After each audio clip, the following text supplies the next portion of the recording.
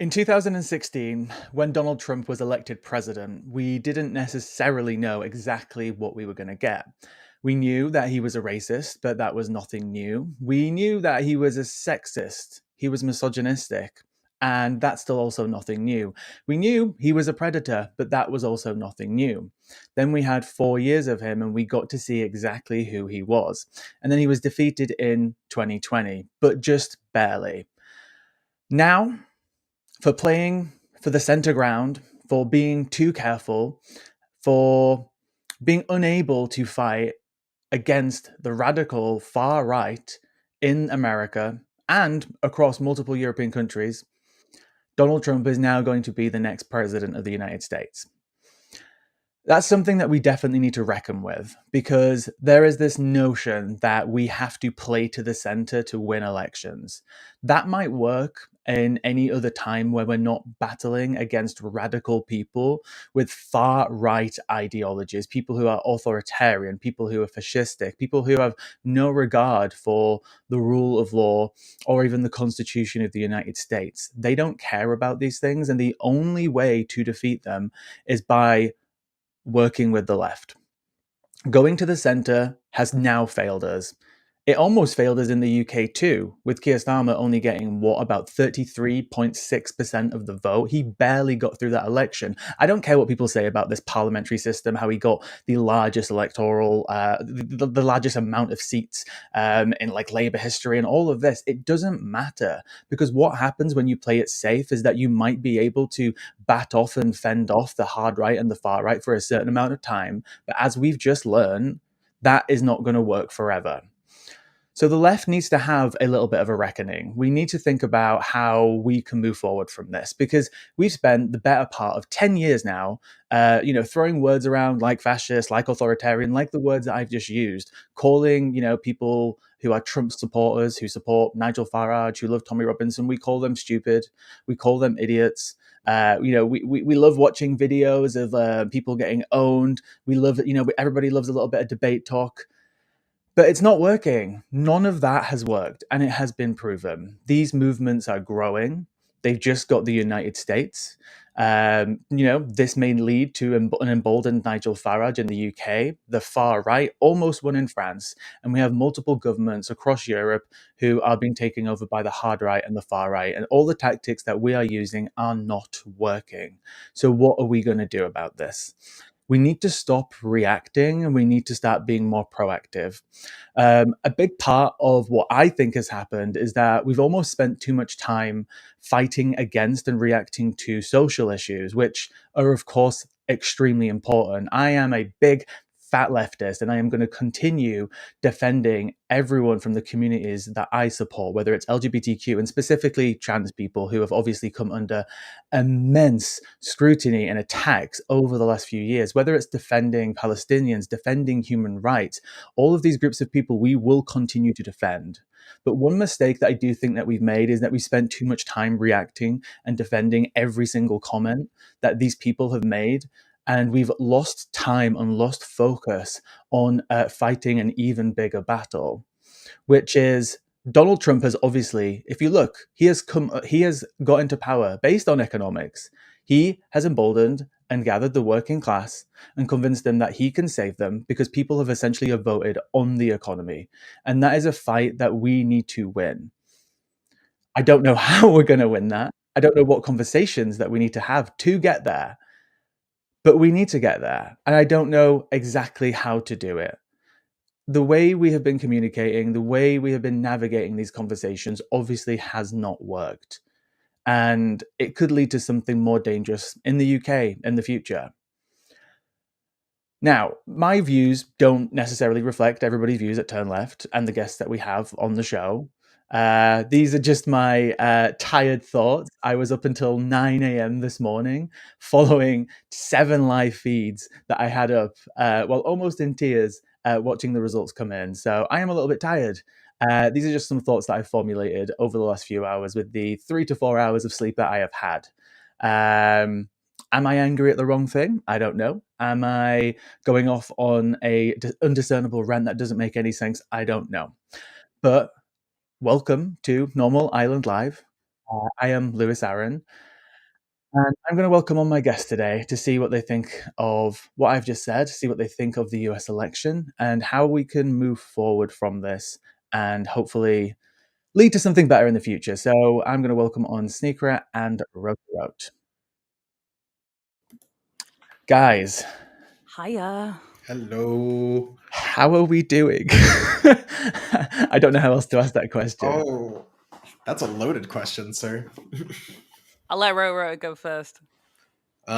Super very bummed. Just absolutely gutted. For a long, long, long time, I was definitely certain Trump was going to win, but I even let myself lean into like the hopium for like the last couple of weeks because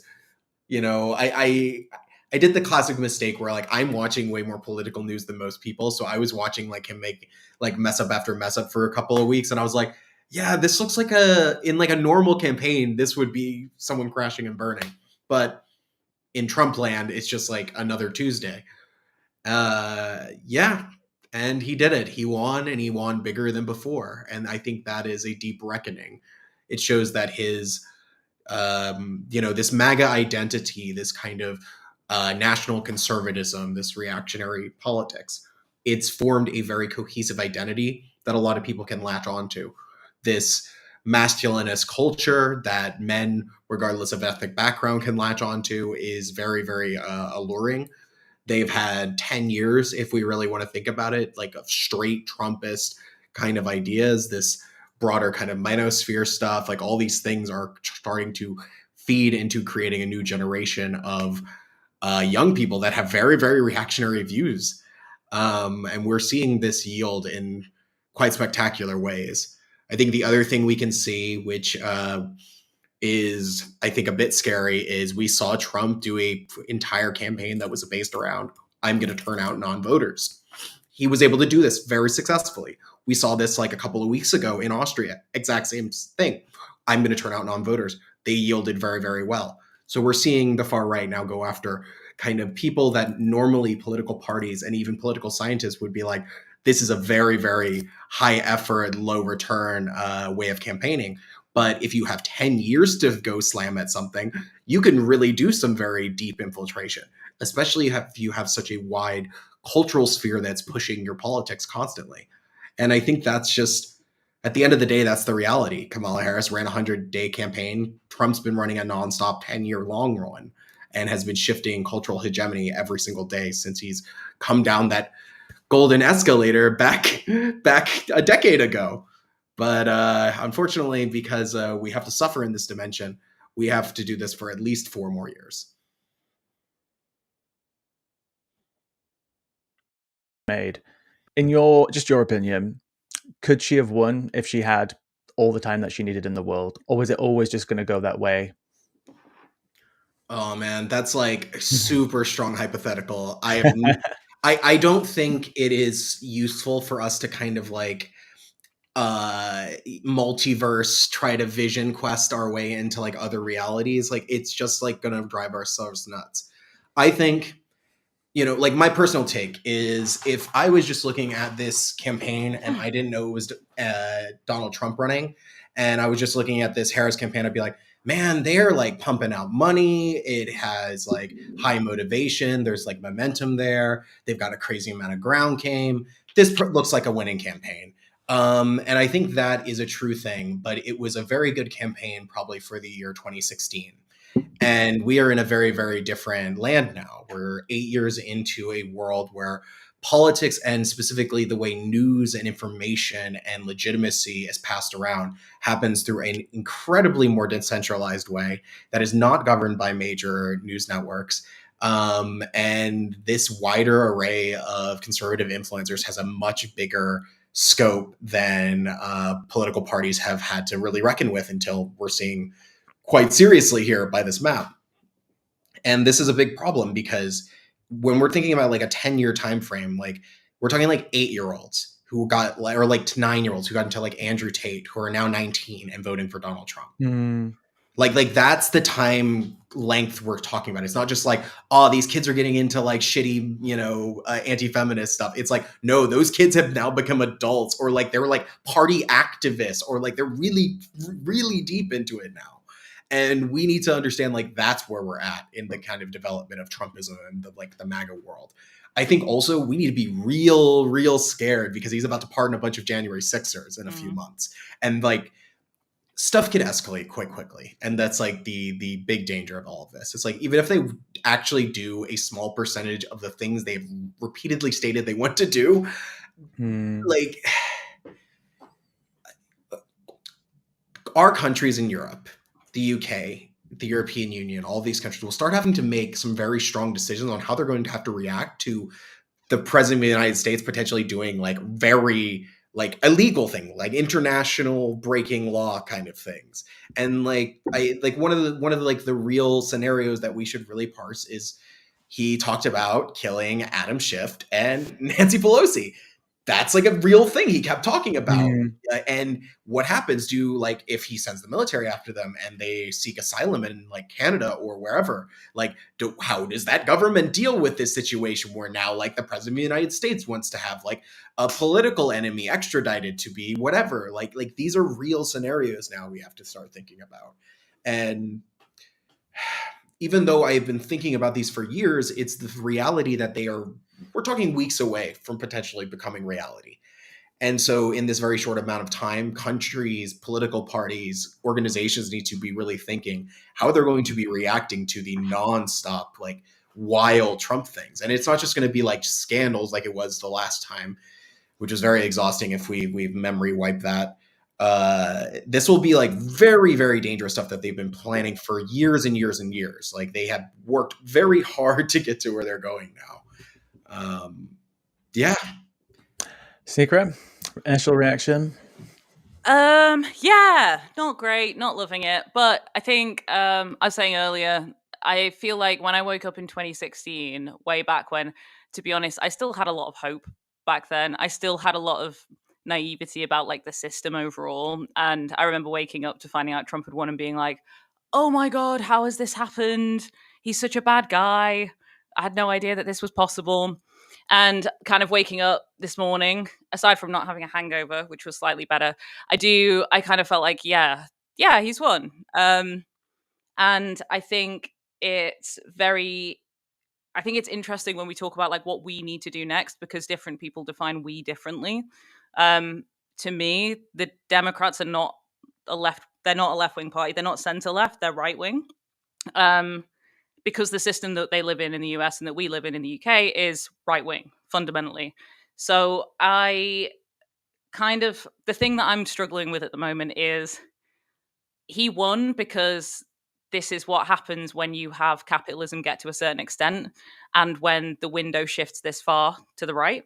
The Democrats will impersonate the right, but they're never going to try and appeal to the left because realistically, their funding, their power, their resource comes from people who do not want tangible change. The big thing that we always hear from people, and that Keir Starmer fucking said himself when he was talking about the rise of the far right, was, oh, we can only combat the far right if we bring real progress and real progressive action and tangible behavior. We know that racism, misogyny, all of these kind of identity-based superiority things that happen come about when people's lives when there's huge amounts of inequality, right? When people are living in poverty or when people are feeling that their circumstances around them are getting a lot worse, that's when people turn to these like nationalist ideas and things like that.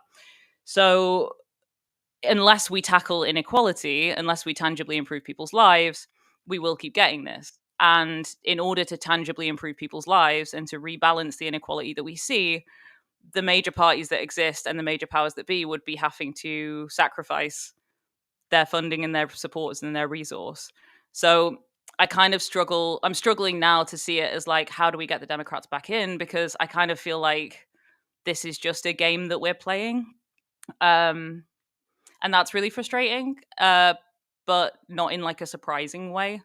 Obviously, there's a lot of different things in the short term in terms of Trump himself and like the fact that, he's been convicted of loads of crimes and things like that. But I think realistically, we've seen it loads and loads of times throughout history. In periods of great inequality, when people are struggling, they turn to far right populism. If you don't have far left populism there, which we don't, and then far right populists do well, groups that position themselves as the moderates in the center will then go and try and appeal slightly to that audience. They'll try and capture that group to keep them out. Maybe they do get in. Maybe they then have what Biden had, which was 4 years to be like, okay, we're going to be the adults in the room, what Keir Starmer's doing now. And then they don't make any tangible change, because to do that would have to sacrifice their own self-interest. And then we get the extreme right back in. And it's just kind of always happened that way. So I find I'm struggling today with like the sort of shock of it, because I think a lot of people have been saying like, this is a sign that our system is broken. This is a sign that something is badly wrong, and like something is wrong. But to me, this system as it exists is doing what it's designed to do. It's designed this back and forth, and that's kind of cycle. So I don't know if it's the most positive take, but that's how I'm feeling. I think the point that I didn't properly land, because I'm just very tired in my initial rant, is when I was talking about we didn't really know who he was necessarily to a point, right? We didn't know what we'd get under Trump in 2016, but we now know exactly who he is and exactly what we're going to get, right? We've got, for me, it should have stopped at birther conspiracies. That should have been it for anyone. It should have been it, right? It should have stopped at grabbing by the pussy, but it didn't. It should have stopped during his campaign. Of obviously all the rhetoric that he gave out, the stupid populism, build a wall, these are simple ideas that just wouldn't simply fix anything. There are so many times that we got to know who he actually was, and we've now got to now. And they voted that in. They voted in Project 2025. They voted in this administration. They voted in RFK Jr., who, famously, just to point out the one thing that always comes to mind is that he believes, I can't remember if it was vaccines or COVID specifically, was manufactured to only target specific demographics, right? That's who RFK is. That's just one thing about him. Then we've obviously got Musk into the mix. They knew exactly who they were electing in, and we have held these people accountable for years. Right? Trump's been impeached twice. He's got multiple cases against him. The media's reported on every single movement and word that he has done, and it hasn't been enough. The only conclusion that I can come to is that obviously that still needs to happen. These people still need to be held to account, but we need to start focusing on our side more. We need to start focusing on getting the right candidates in the right places, organizing in the right way, and working with people, because it's just not something that I just don't think it's something that we're necessarily good at most of the time. We sometimes, fall for gaining momentum behind certain candidates, whether it's Bernie, whether it's Jeremy Corbyn. And once that candidate is quote unquote defeated, I think there's a bit of defeatism in the left that once these people have, that their path to success is gone, we almost deflate and we give up because there are so few of these types of people. So with that in mind, I don't know if you agree with that assessment of we need to stop just focusing on how bad that person is and start looking at our side a little bit more and stop relying on look how bad that person is and hoping that we win. I think I agree with the sentiment. I think again I would distance we from what the Democrats are, because I think if the mistake that the Democrats have made is saying our main thing is that we're not that guy, and then every other policy. I think I saw a tweet that was like, Israel, Harris has said that she'll continue bombing Israel, but she'll do it with a sad face. And Trump has said that he'll continue bombing Israel, not Israel, Palestine, but he'll say we'll do it without the sad face. Like he won't look bothered about it. And we've seen that with David Lammy. We've seen that with Keir Starmer. It's this whole like paternalism concern thing that they do. But I think like, to me, they're not like that. The Democrats are not going to they're not interested in the support of the left, right? Like that's not, they've never been that, but it's far more obvious now that we're in this like neoliberal circumstance. So when we talk about like what we need to do, I'm thinking about anti-capitalist organizations and groups and communities and what we need to do to safeguard people, but also to make progress and to make change. And then there's a whole different thing about like tactically, how do the Labour win the next election game, or how do the Democrats win the next election game? Because to them, that's all that is. Like as long as they stay, the Democrats will have received a massive injection of funding. as a result of Trump getting in. And like, obviously I don't think they purposefully lost, but they're going to be okay. It's everybody, it's the actual real human people that we need to be organizing amongst. So that's the only thing that I would say differently is like we can think about how we need to organize, but like what they're doing, I think the main issue is realizing that like they're not us kind of thing. Who wrote as well. Kamala in 2020 was, arguably more left in terms of, she wanted to ban fracking. She had different plans in place. Obviously, still not something that I would choose as an ideal candidate, but she obviously did move to the center, and that's now failed. People are gaslit and brainwashed into the idea that, oh, the center ground wins. The center ground wins. How do you feel about that? I think like, how do I put this? I'm sorry. We have to like really define the terms of like the discussion, right? It's like, what do any of us think there's anything that she could have done in the last 100 days to swing the trajectory of the election? Remember, like, the year started with like Trump was going to win, and most of last year all of us were probably like Trump's probably going to win. So like the only momentary time where we didn't think was like immediately after she got announced, and all of us had like a deep amount of hope. We were like, oh, thank Christ Joe Biden's not going to die before he becomes the president again. Like that's where we were. Like, we have to try to remember the actual timeline of like what went on. I don't know if there was anything within that time frame that they could have done, even a bunch of different things, to shift things. Even stuff like shifting their positions on Israel and Gaza. Like, we're talking about like Trump won by millions of voters. This isn't like swinging a couple districts because of a couple of different policy positions or arrangements, or a different campaigning stops get something, or a different ad buys get something. We're talking like we need to swing a fuck ton of voters. Okay, so that's the problem. It's like we're talking about how do we make it so those Trump people are not Trump people, which requires us to go further back in time. That's what they had. That's what Biden had 4 years to work on, was presenting the adult, tangible change that was going to help people. And then at the very end, he was like, actually, throw it over to Kamala. But actually, without having presented anything for these people, now you've got 100 days to get it done. There were 10 to 15 million voters so far-ish that just didn't turn up versus last time. Like, the numbers aren't finalized yet. So I do think there are things that they could have done to appeal to those voters who did come out last time. Because as it stands, I think, I haven't even really looked at the numbers in the last few hours because I'm just depressed.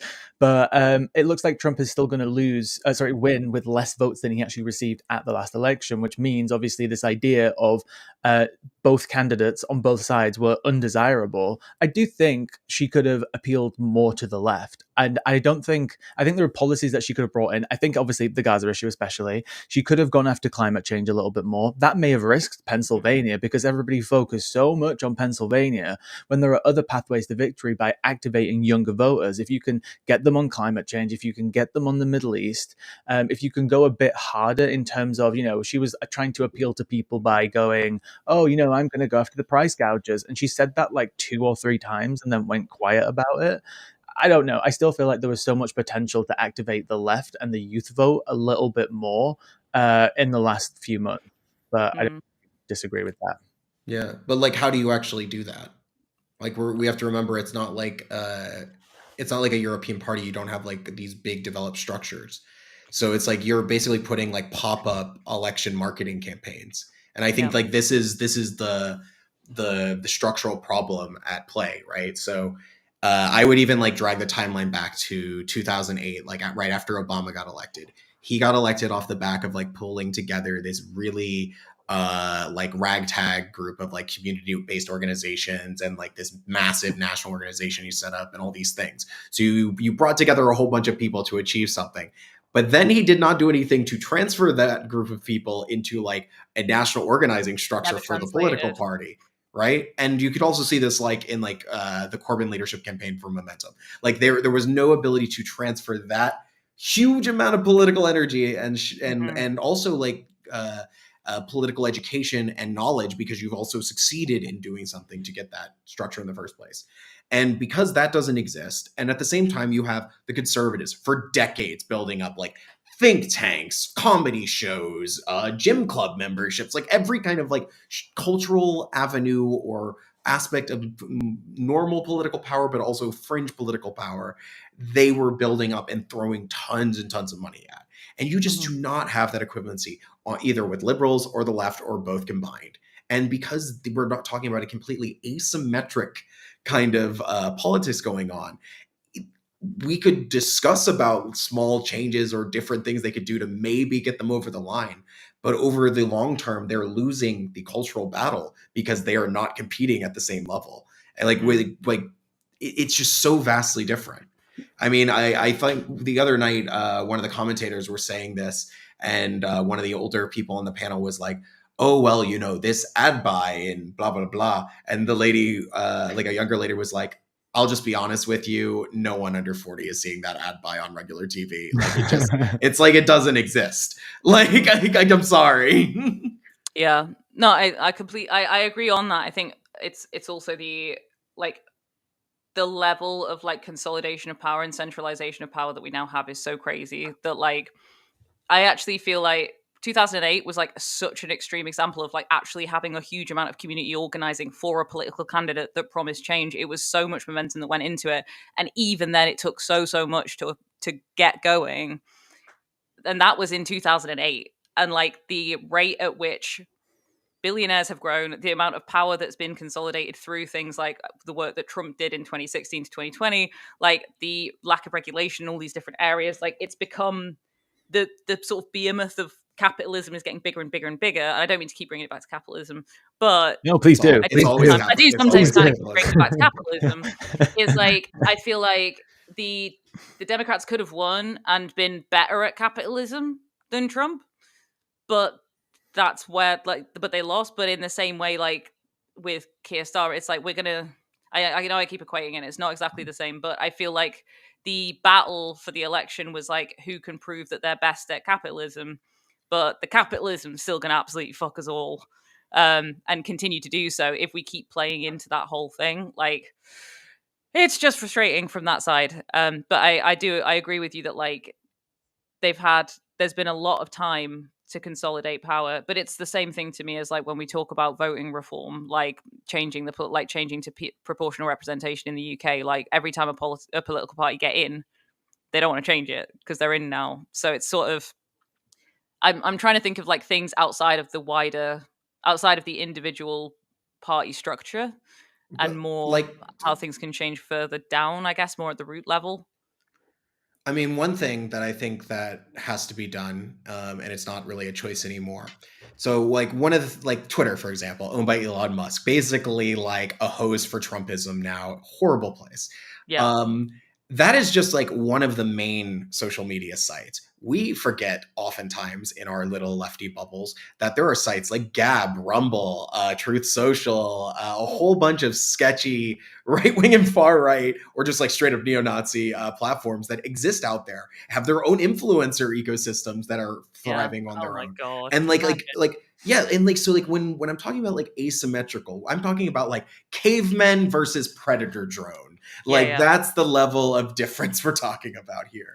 Yeah. And What like you and I Meta. could become super big on TikTok, but like then there's like 8 platforms that you and I would never go on because it's so unethical for us to do it. And But we can get turned off from TikTok. TikTok can stop us anytime, any place. Yeah. Like yeah, every algorithm, every corporation that is in control of this independent media that we now have can just choose one day to completely shadow ban our accounts and we'll disappear forever.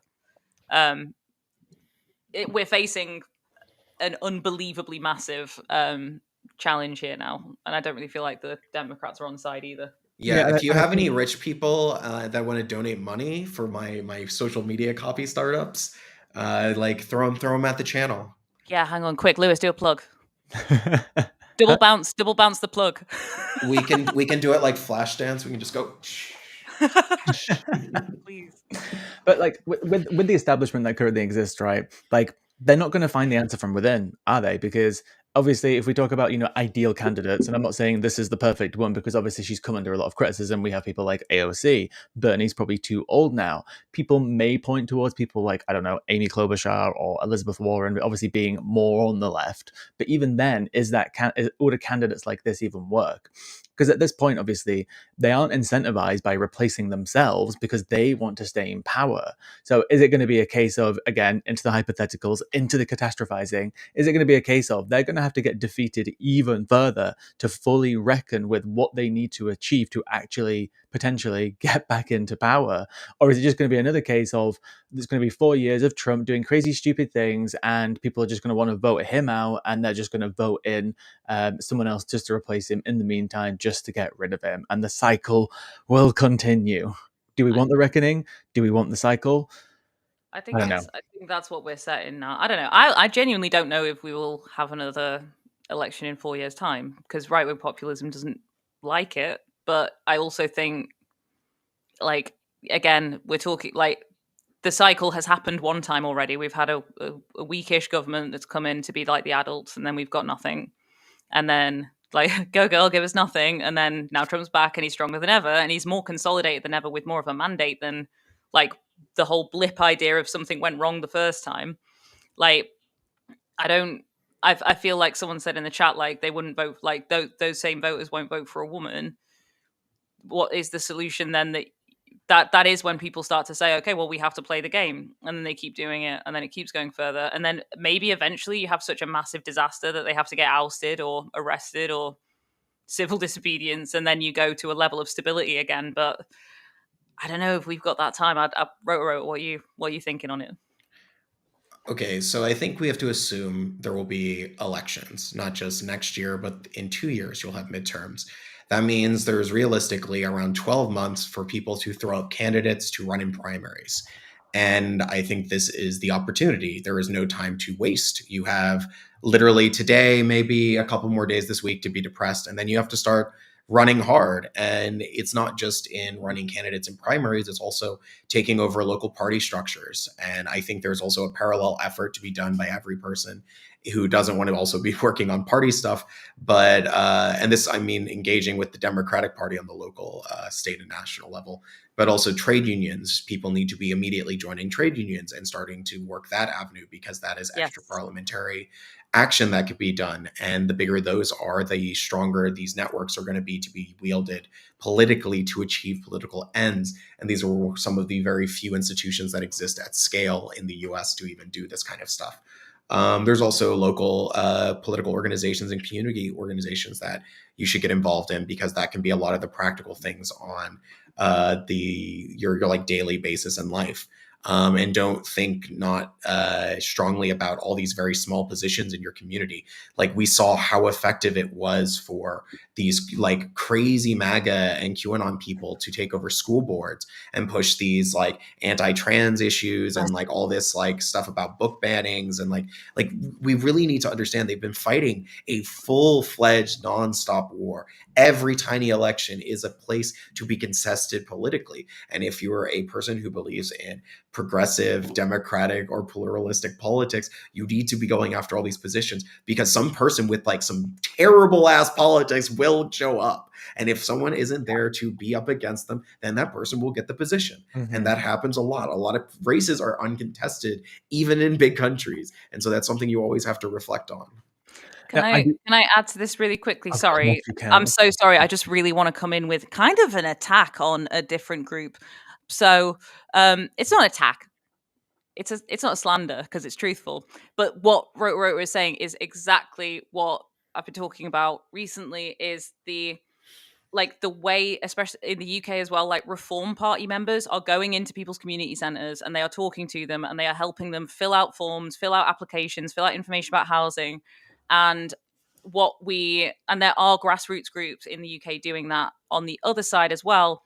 But we have groups in the UK like Stand Up to Racism, who found out about Trump today and then have organised a protest where they're going to say no to Trump, and they're going to stand outside a building with placards and be like, no to Trump.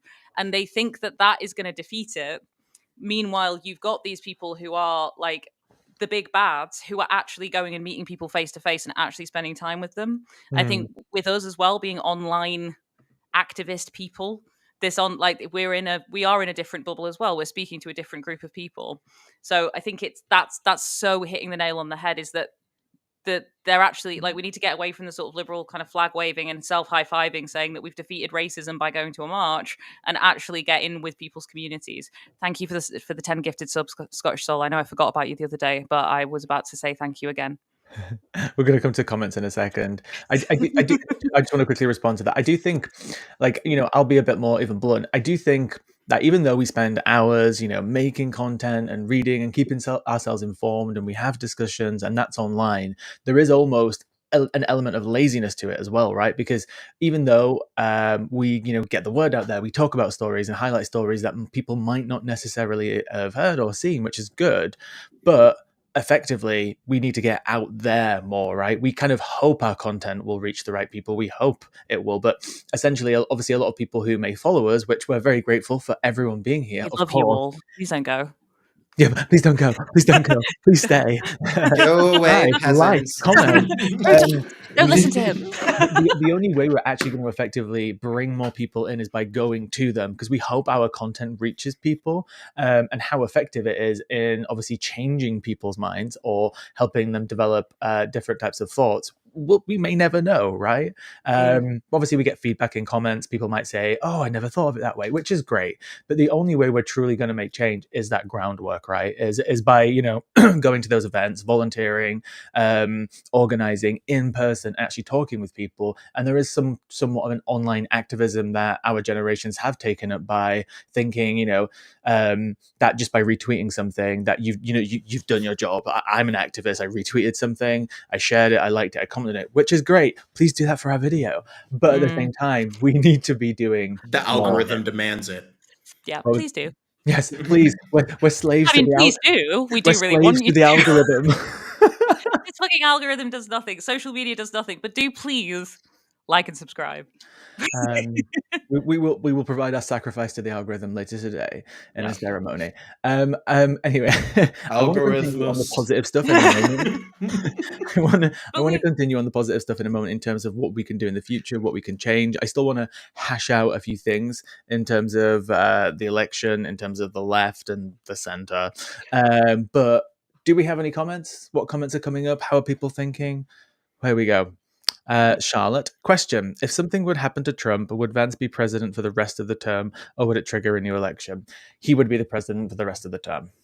I think that's literally it. It would just be automatic. He would take the oath, and that's pretty much it. Transfer of power. Wrote, am I missing anything there? Nope, that's exactly it. Also, he would also be able to run for 2 terms after that. Correct. Yeah. So, so that would be not super cool. If something happened to them both, it would be then the Speaker of the House who's third in line. Yeah. There's basically you go through every appointed official. What was that, Wrote? Sorry. You basically end up going through every single cabinet level official. There's a very deep succession list. Okay. How long until you become president? Through that. How far is it? Just through all Americans? No. You have to be a cabinet level official. So or in one of the different branches. It doesn't have to be just the executive. I was hoping it was like a royal family situation where you get to there has to be a point at which it's you. Yeah, but they have that designated survivor show, and I think I was just thinking about that. Yeah, but he's the Secretary of Agriculture, which is still pretty up there. We could be the administrator of NASA, kind of levels of lower tier people. That'd be cool. Because they had all these Cold War where the entire human race gets destroyed, and President Sarah Roslin becomes the president of 40,000 people. That could be cool. Look, I appreciate that you shoehorned in Galactica, because that's where I'm at. That Mormon allegory show is just music to my ears. I love it. Anyway, but I think one of the things that we should discuss, since we have a bunch of terrible pawn scum social media influencers here, is that we need to really discuss the idea of how do we utilize and leverage our networks, even though we have us or medium small people. Ooh, but Wrote very quickly though, before we do move on to that, can we cycle through a few more comments first, and then we can come straight to that after? Okay. That'd be okay. We're so eager to go. I hope Zeke, I am pissed, but mostly towards Latino Hispanic men who voted for Trump. I am Hispanic myself. My initial response. You go ahead. You talked about this earlier, actually. Sneak. You go ahead. I get it. I'm a white woman. What the hell are we constantly doing? It's super, super frustrating, but I do think it's very easy for people. Obviously, okay for you to be frustrated in that sense. I'm frustrated as a white lady with all the white ladies voting for Trump, but at the same time, what we've seen immediately out of the results of this has been like, how did black voters vote? How did Latino voters vote? Oh, look, the Arab American voters have voted for Trump, and it's immediately, it feels like a white liberal attempt to immediately put the blame on POC, and go, oh well, it must have been them. It's their fault, not us. And the vast majority of people who supported Trump were white guys and white women. So I get the feeling of frustration that people might feel, that people felt okay voting for him, but at the same time, I think for a lot of people, life didn't get better under the Democrats. And someone said in the chat as well, like, it's very easy for, like, there's been like a whole group of like so-called like leftist populists who also said that they wanted to support Trump because at least it's a smaller system of fascism in their mind than what it would have been under the Democrats. So it's super, super frustrating. But I think it's very, there's a lot of stuff going around at the moment that's choosing to immediately highlight the actions of Mm. POC and not so much the wider massive amount of white supremacy that we keep reinforcing in the country And the establishment. I was listening and the to the establishment. Daily earlier, and it was Michael Barbera, Ested Herndon, and Nate Cohn or Cohen. And Nate Cohen brought up a point about like demographics, this, and like Ested Herndon just turned around and said like we had data, we knew that these groups of people are no longer this monolith that we treat them. That a lot of young black men were starting to change their votes and their registrations. That Hispanics were doing this as well, and they essentially rested on their laurels because we still see groups of people as these monoliths that we can rely on. And even if some of them are supporting Republicans, that, you know, we're going to get the rest of them, right? Because they're a monolith. And this is a big part of the problem. And we need to, you know, there's so many generations of different groups of people in the US now that they can't be treated that way anymore. Obviously, there are general trends which can be followed, but I think people have rested on those laurels for way, way too Taking long people for now. granted. It's like minority vote. Oh well, we've got that because we're the Democrats. What are they going to do? Like, and Exactly. meanwhile, people are still getting killed by police, so they And don't at the want end to. and instead, when we talk about like Hispanic men, for example, like instead of, you know, just saying, oh, why did they, you know, oh, I'm pissed at them because they voted that way. I'm not trying to validate them voting for the worst person in the world, but at the same time, if they feel that way, we do need to validate that in some way and look at why they've got there. Is it just a case of, you know, with, as it is with many Americans, they care about the money in their wallet, and if that's the Mm, reality, then we need to reckon with that, and find a way to communicate with these people about what would be a better economy or what would be a better country. Because if they're voting just because of their wallet, that is an issue in itself, mm. because of the consequences that it has. But we need to stop treating people like monoliths at the same time, I think. Could I Oh, jump in? Because Sure. so I come from a Honduran American family, and I have a lot of Trump supporters in the family, and I think there's probably like a more useful way to approach this.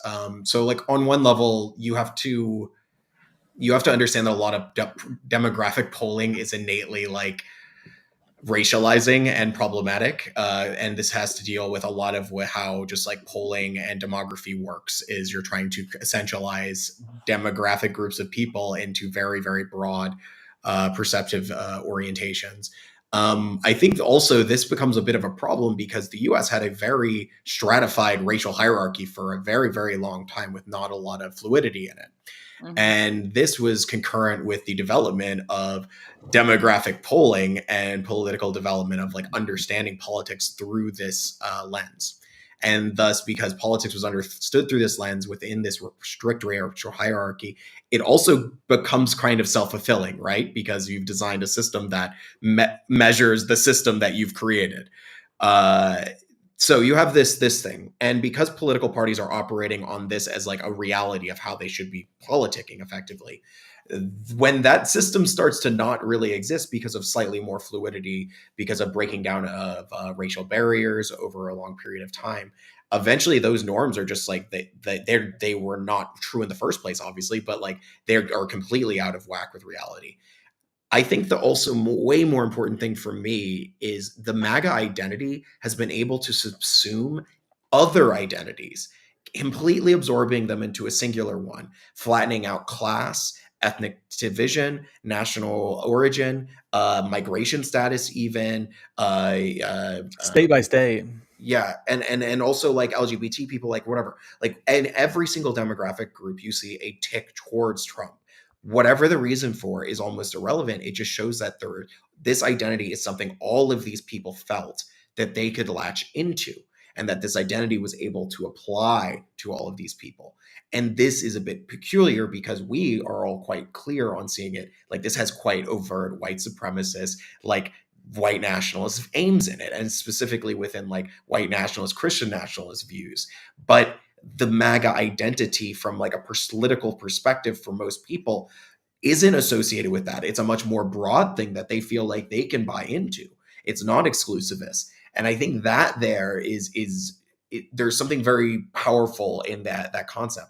It reminds me of how the idea of like a proletarian identity was developed by like early socialists. Like, you had to create this idea of this identity that people were suddenly in, even though like we would argue the identity is material because of the system existing of capitalism. That's irrelevant.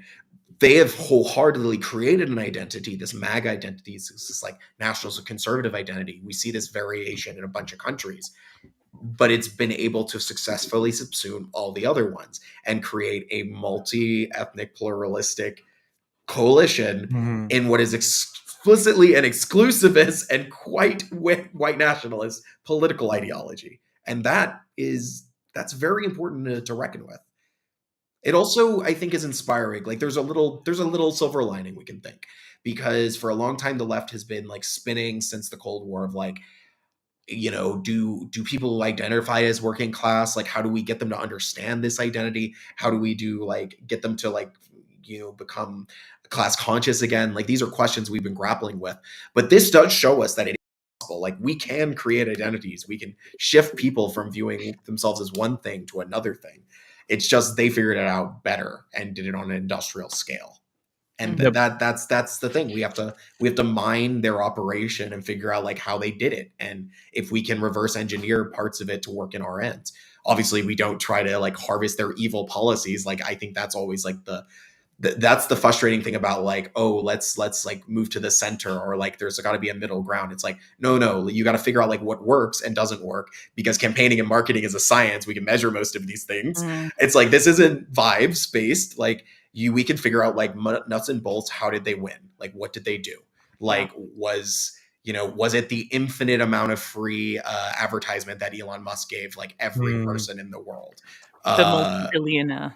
yeah, and some of these things are huge, and like there's a bunch of them that we could pitch out there that are all like equally big and Yeah. shaking. Yeah.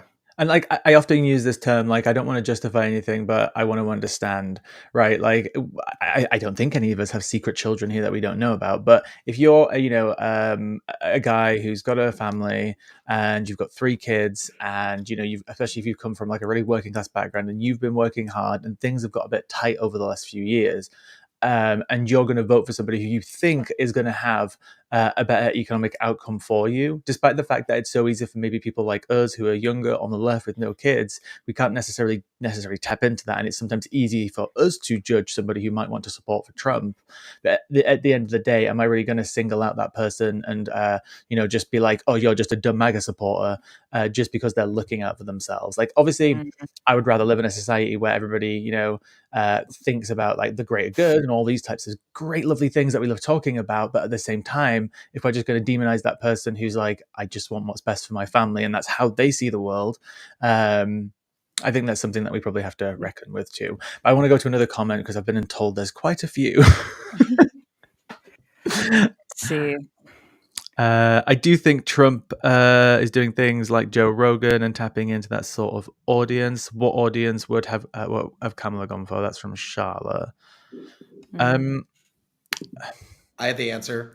Go That ahead. audience doesn't exist because the left wing or liberal Joe Rogan doesn't exist.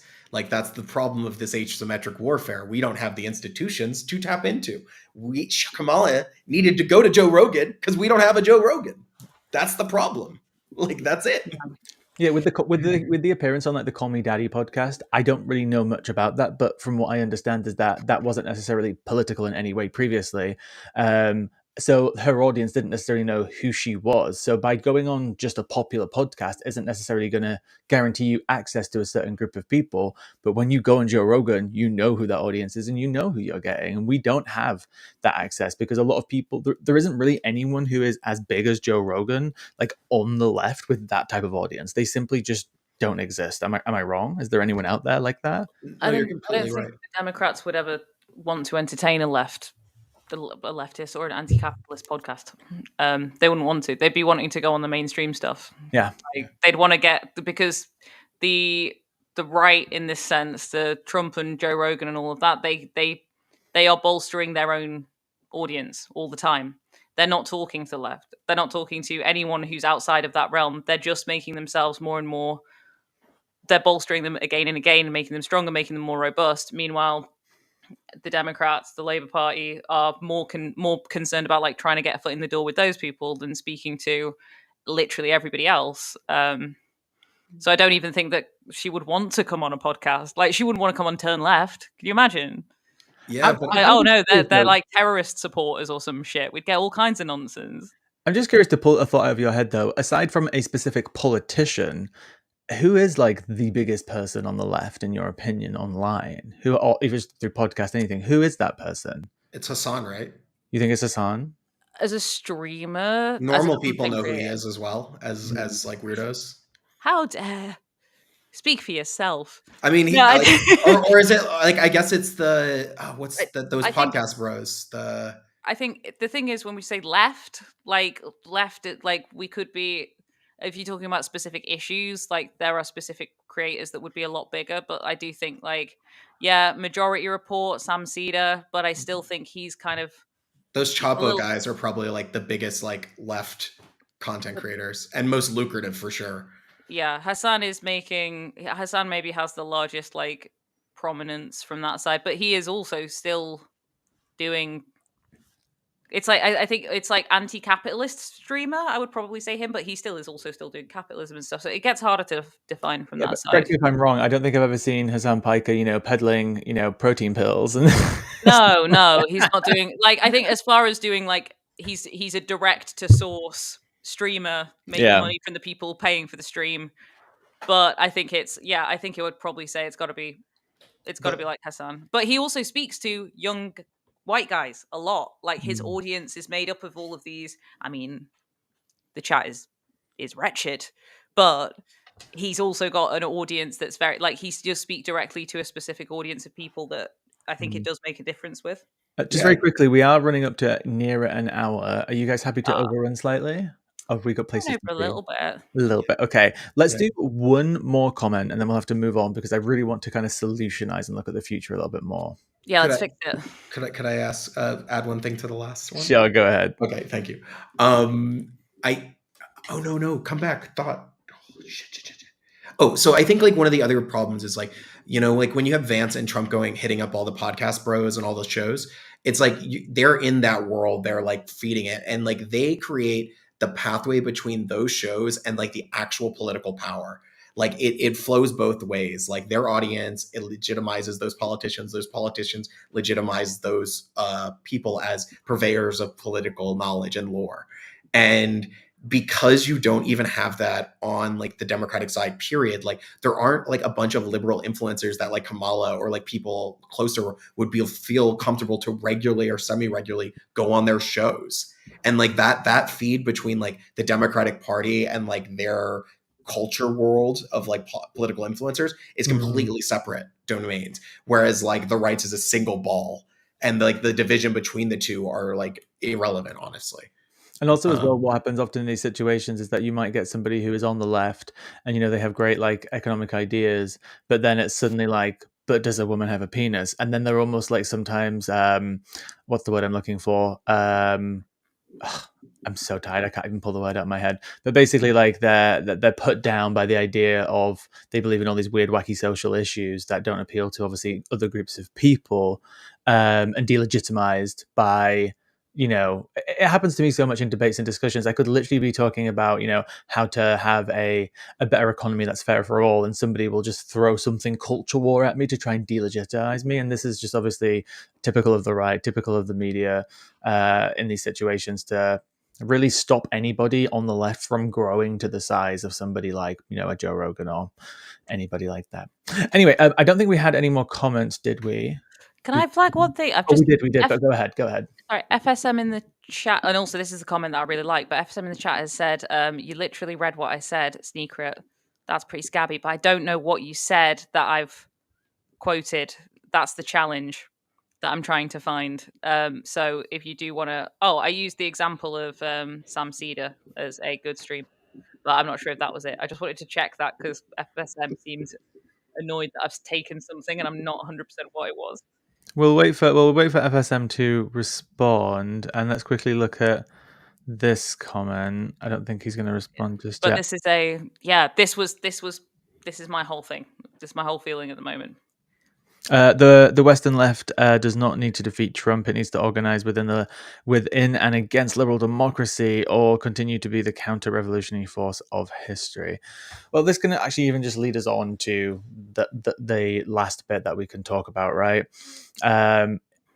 I kind of touched on this at the beginning in my rant about how we've literally thrown everything that we possibly can at people like Trump. We've highlighted every flaw, every criminality, every comment, every viral moment. It's none of it has worked. It hasn't worked, and it's not going to work. So, what's the future look like? How do we not defeat him, but just be better and present better people, better candidates, a better organization, and a better force to bring about the world that we want?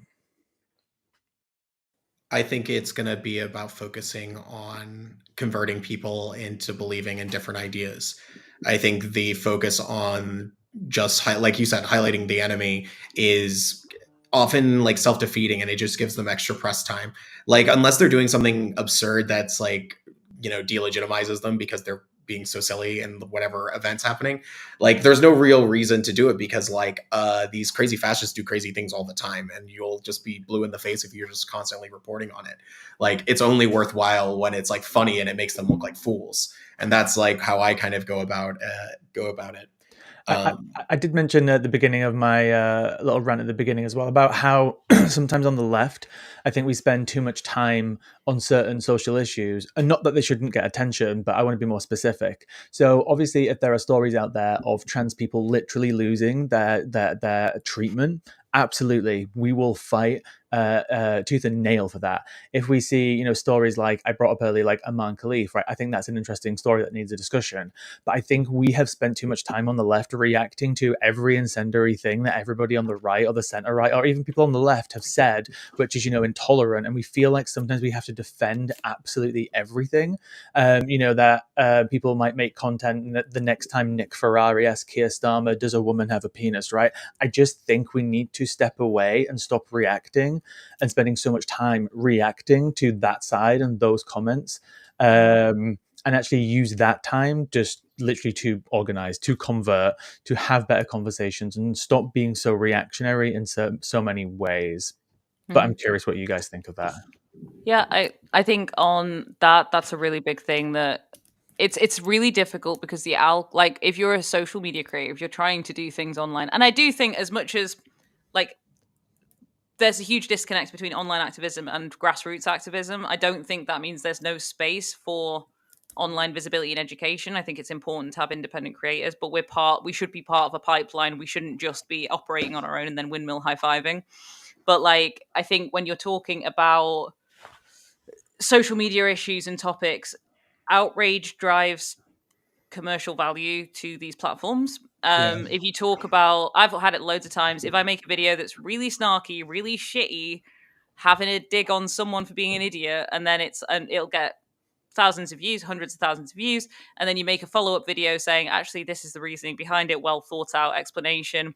It doesn't get any views. Like, so we're it's trying to there's an element of that, I think. Like, I think people still want to be able to reach, like, tree falls in the forest and nobody hears it kind Mm. of thing if you don't engage in some way. Mm. I do really agree on the fact that we need to stop engaging in obviously bad faith arguments when it comes to social issues. Like, if someone is still using these obvious dog whistles, like, don't entertain it, don't get distracted, carry on focusing on what you're doing.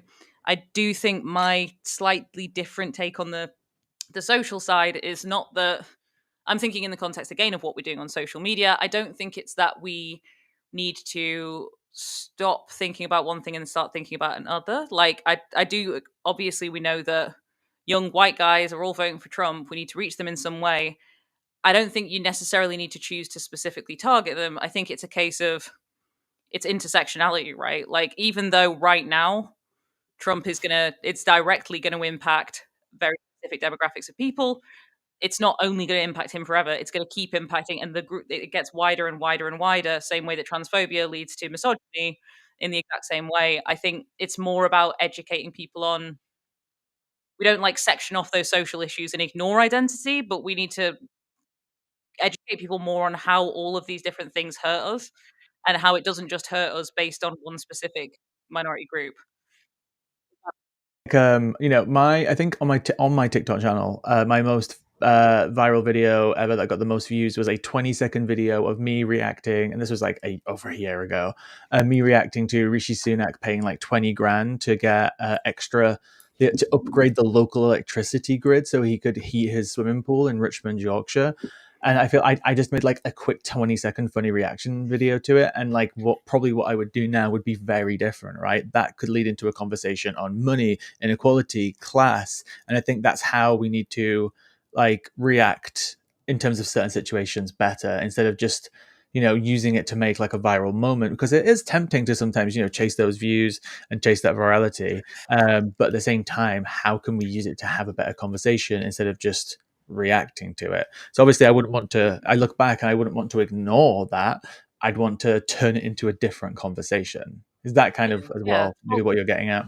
Yeah, it's like bolstering our own community. Like, the rule that I have now is that I don't reply to obvious bait comments unless it's a learning experience for people who may be well intentioned, or it's a show of solidarity with people who the comment is targeting.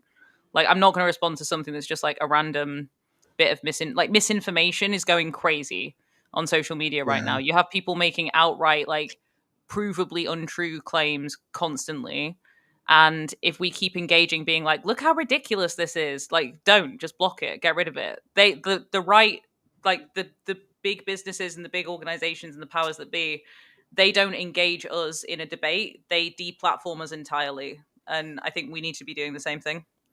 Yeah. 100%. I think it's not only just like self-care, but it's also about like playing offensively as well. Um Hmm.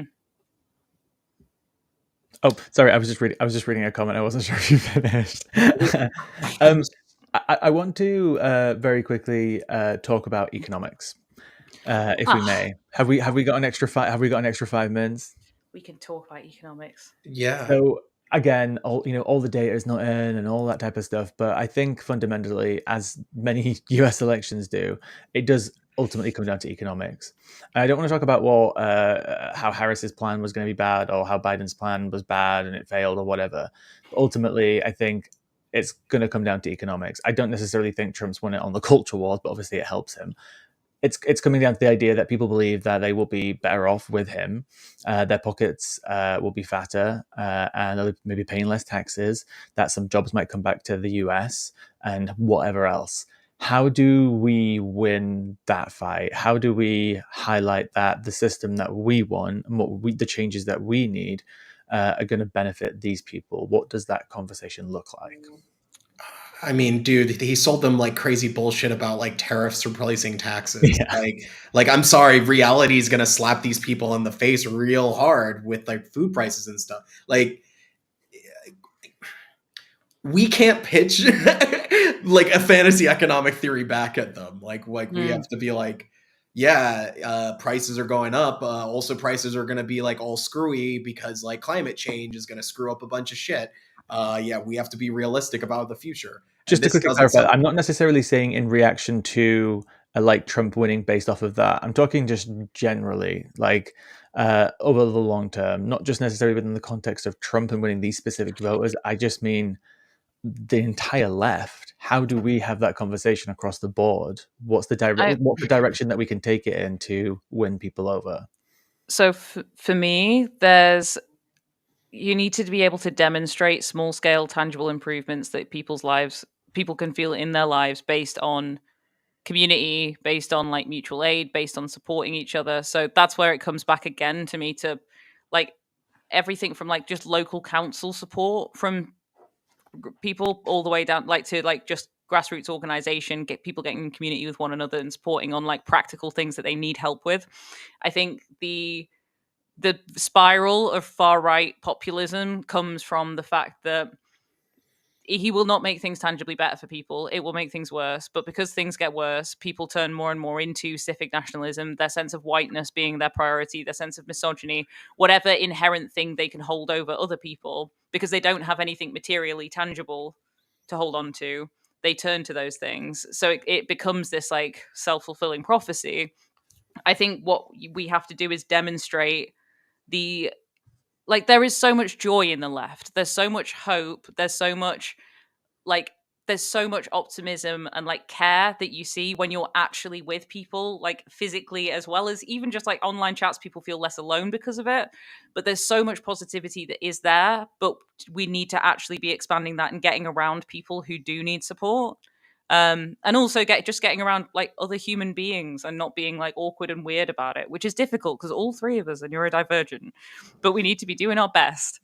Do you, um do I you think think it's there's an issue showing in though real with us life. not willing to expose ourselves to those people? And when I say us, I mean the left. Like if I want to go out and do activities, I'm probably going to want to do them naturally with people that are perhaps more like-minded. So how do we? I think it I'm going to even depends push you on on this. How do we intercept those people? I think it depends on the individuals that you're speaking to. Like there are a lot of groups around. I'm in Manchester based, but there's a lot of groups around Manchester that are to do with mental health for working class guys, who have issues with high suicide rates, people who've been in prison, things like that. But they are run by guys in that community. There's also things like running youth groups for young people as well. Like I don't think you necessarily need to walk into a reform party office and be like, have a conversation with me. Yeah. It's just Yeah. about it doesn't even need to be fully politicized as a starting point. And I think that's where that whole stand up to racism thing pisses me off, because you come in with the angle of this is about me and my thing and I think you're racist. Like actually just getting into general support groups with people. Like there's a radical arts center here that does a choir. Like there's like things that just get you around other people and then that starts to grow. Obviously people need to safeguard themselves, but it doesn't have to be like Stephen Crowder with a table out being like change my mind kind of thing. I But think as what a well. good bit. Oh, go ahead, Ro. No, no, no. I also think like the something I've been thinking a lot about the last couple of years is how the right has really taken control of like visions of the future. And like, I mean, like really big, expansive, like the Star Trek visions of the future, not just like, man, it would be nicer if like people were less racist, Yeah. which is like really great. Like these things are very important, but like when I mean like people like Elon Musk have like monopoly control over like visions of the future, and this is very dangerous because uh in reality like left-wing ideology should be like pitch in the cool future shit, We should be the not idealists. yeah. And I think this is very very dangerous. And so like for example there's this YouTuber Isaac Arthur, and he's like a really big space YouTuber. I think he's like the biggest one. But he's got like a pretty like right-wing libertarian like view of things, and like it comes across in his content. And I think about this, like millions of people have gotten really into space stuff because of like his stuff. And it's like it would be nice if like there was a bit more like of a social angle to this, like that understood these concepts in a more like progressive way. It's like not that saying this guy's like a complete right-wing ghoul or anything, but it's like because we don't have someone who's like pitching like, oh, what would be nice is if we had a space economy that was like unionized and it wasn't like weirdly exploitative, or like let's think about like space colonization in a way that's not like horrible. Like these are things that like people could be talking about, bring up ideas, and like infusing this. But right now the right controls like the ideas of future and like technology, genetics, AI, like all of these things that like really should be things that we should be thinking deeply about.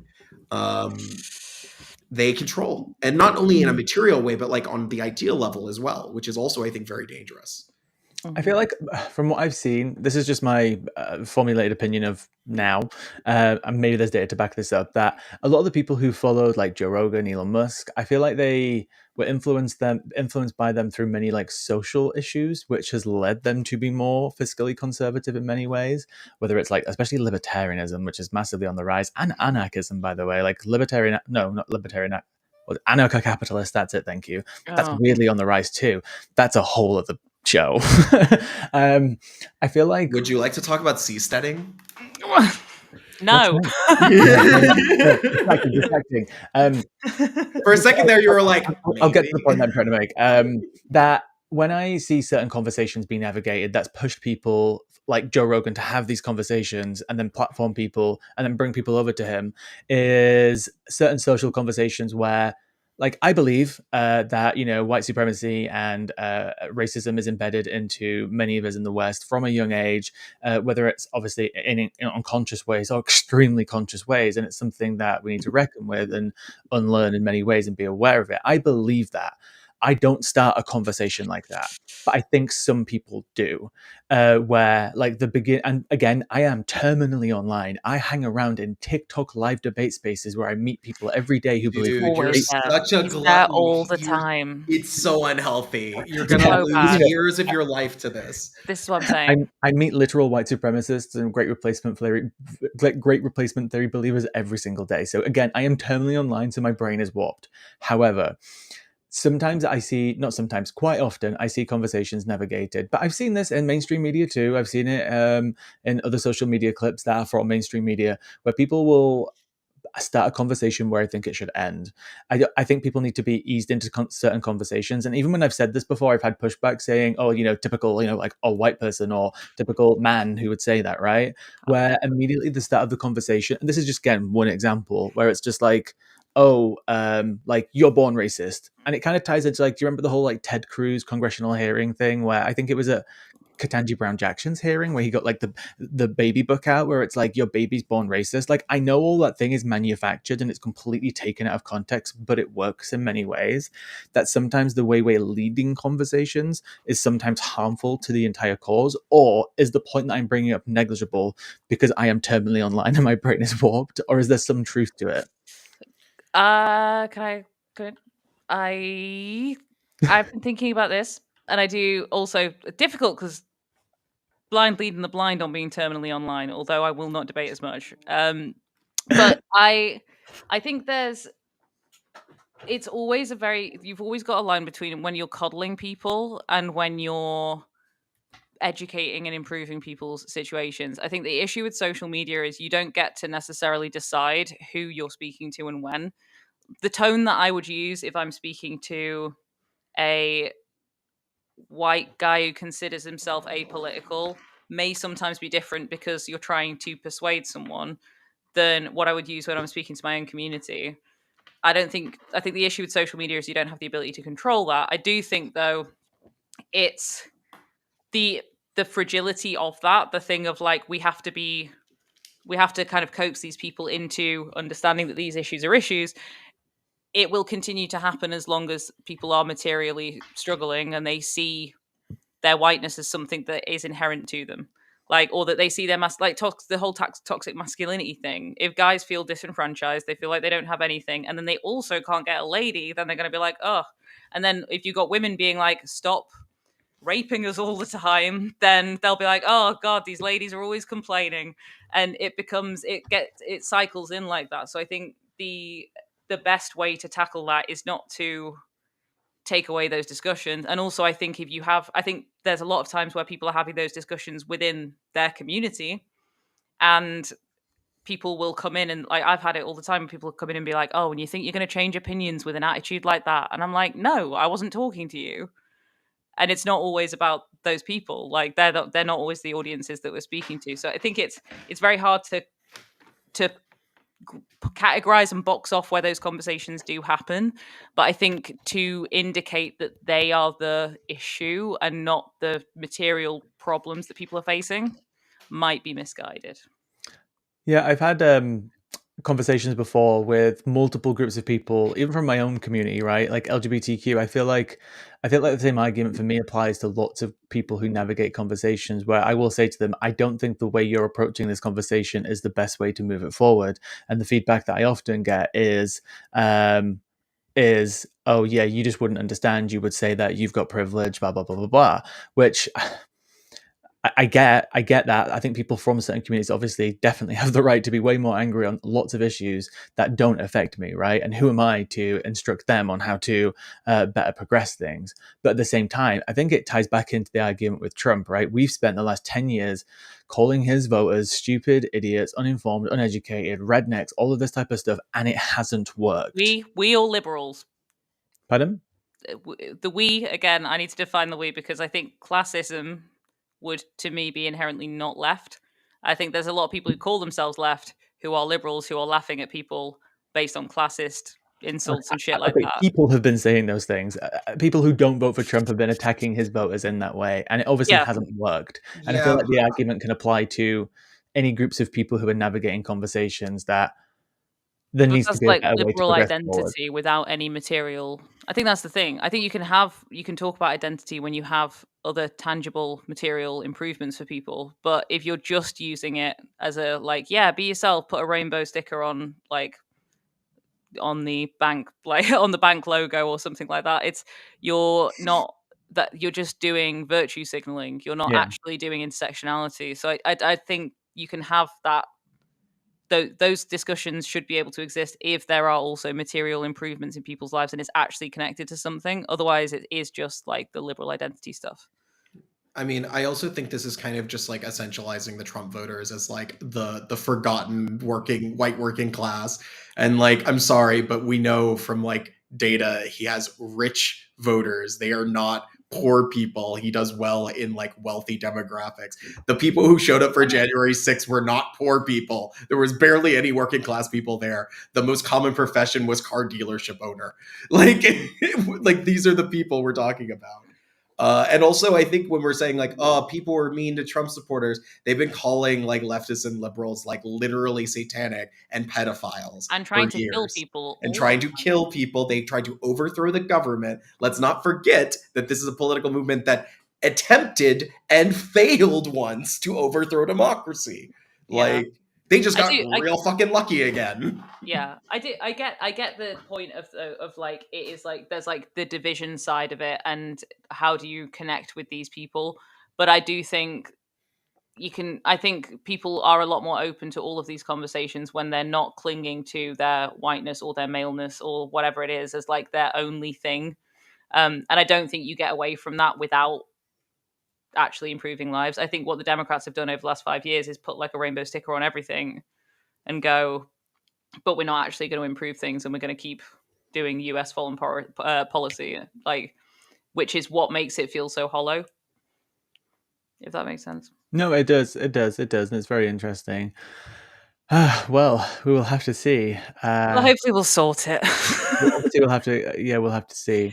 But I'll do a very quick ending summary on the idea of what may or may not happen. But I want you guys to stay here, so don't take them off the screen just yet, just in case Oh, I miss anything. I was going I to don't. go. No. I don't. um, I Silly. don't want to speculate on things that may or may not happen. I've seen conspiracies about, Trump's going to definitely get rid of, the right to have citizenship at birth, like all that type of stuff. I'm sure that's in Project 2025. But the things that we know that are probably going to happen immediately, I think are important to highlight, which is more than likely, he is going to pardon the insurrectionists. He is he will try and pardon himself, which, anyone, please correct me if I'm wrong, that is untested in the Supreme Court. We don't actually know if he could pardon himself. He is due to be sentenced, I think, on the 26th, 27th, or 28th of this month in New York for the case relating to Stormy Daniels. 26. Thank you. The producer just said 26 in the background. But obviously, he won't be able to pardon himself until he comes into office, which is on which date? Would you tell me? The 26th of January, I think, or something along those 20th of January? 20th. 20, yeah, I was going to say the same thing. 20th. We know things. We know facts. He will obviously try and pardon himself from all of his crimes that he can do, but Trump cannot pardon himself from state crimes. He is still under investigation and will be hopefully going to court soon for the Georgia case. We don't necessarily know anything else that he will actually do. He says he's going to, absolutely ban get rid of the Department of Education. We know that he has said he's going to put these tariffs on goods, which most economists will say will absolutely be awful for the economy and actually will affect the UK's economy too. And that's according to the Telegraph, or AKA the Tory graph. They don't even like Trump's economic policy. Anything else that I'm missing that we probably think he's immediately going to do? I mean, I think he's going to try and do some big showy mass deportations. I mean, this is like his key policy that he's presenting. You think he's going to do that straight away? Going to get rid of all the climate stuff. Yeah, like he's like, this is literally the main thing that Stephen Miller's been working on for years. They're definitely going to do something. Like I would be watching the what are called constitutional sheriffs. They're like really far right wackos, but they're really into Trump, and they are going to be the ones that are being deputized federally to do the mass deportations. And it's going to be very violent, and that's going to happen. Like they are going to do that. I know people have this perception of the fact that he stacked the Supreme Court with 3 justices that are aligned to abortion and other things like that, but they have not agreed with him on everything. I don't think it's a case of he has them under their thumb, but obviously they are aligned in many ways. We don't know if he'll be able to pardon himself. The only safeguard that I can currently see before us, especially if the Republicans do take the House, is that you still need 60 votes in the Senate to pass legislation, the filibuster. That is another thing that's in place, which will hopefully offer some protection from any extreme legislation that the Republicans try to bring in. But obviously Trump will try and use as much executive power of the presidency that he can to achieve what he wants. And he also obviously said that he is going to fire, is it up to 40,000 civil servants, I believe, and replace them with loyalists. And apparently they already have people ready and waiting to vote for those. Oh, fuck. What? The German coalition just collapsed. They're going to have snap elections in January. Breaking news. Oh, God. What a day.